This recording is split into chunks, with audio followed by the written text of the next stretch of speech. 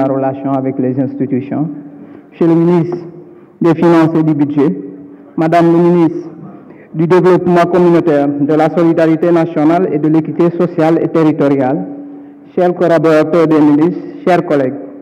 Madame le ministre, moi je pense qu'on est déjà d'accord, tout le monde est revenu sur un point qui est l'évaluation de la bourse sociale, mais également l'audition du RNU.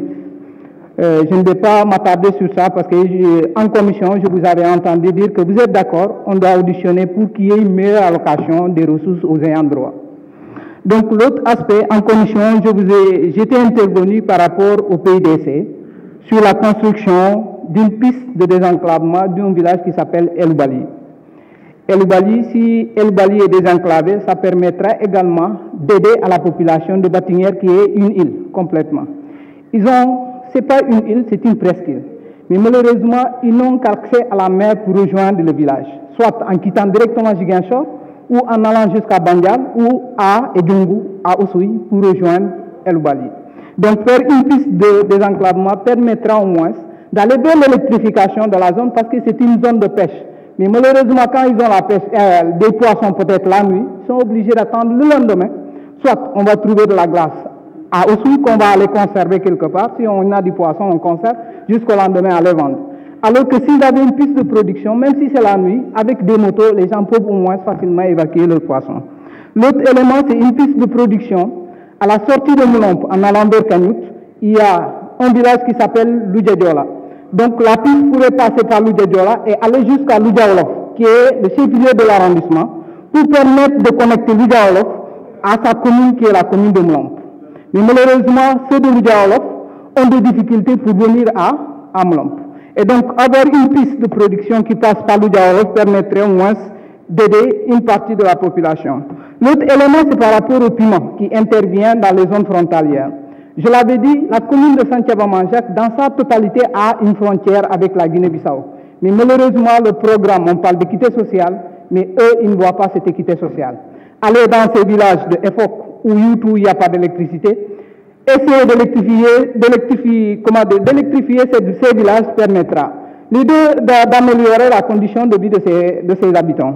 Maintenant, deux villages, il y a une particularité dans deux villages, le village de Kahem et le village de Girek. Je vous avais dit en commission, votre prédécesseur était parti à Girek. Il avait promis à la population des choses, mais l'État, c'est une continuité. Aujourd'hui, c'est vous qui êtes là. Essayez de voir comment aller en appui à ces populations. Parce qu'ils sont coupés du reste de la commune, soit par le bras de mer ou par la non-continuité de la route, qui, on est d'accord, la route Santhiaba-Manjaak qui va jusqu'à Kahem ne peut être faite pour l'instant. Là, on est d'accord. Mais maintenant, appuyer ces populations, ça serait mieux parce que ceux de Kahem, pour aller à Boudjédiet rejoindre Cabrousse, ils sont obligés de passer par 3 villages de la Guinée-Bissau. Et c'est pénible, c'est pas facile. Donc, appuyer ces populations d'une manière ou d'une autre, ça sera bon. Monsieur le ministre des Finances, je vais terminer par vous. Je vois que c'est très bien, personne ne va critiquer l'aspect social de l'État. C'est très bon d'aller vers l'aspect social. Mais moi, je vois qu'il y a une orientation de force de l'État vers le secteur social.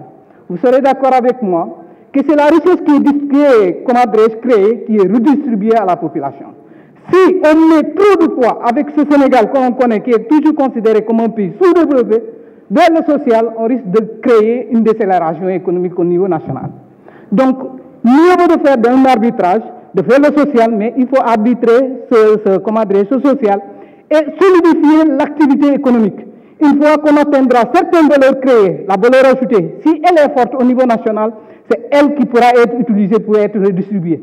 Mais si on met l'accent sur le social, oubliant que c'est la richesse qui est créée, qui est redistribuée, nous irons vers une décélération de l'activité économique et cela ne sera pas quelque chose qui va améliorer les conditions de vie des Sénégalais dans le temps.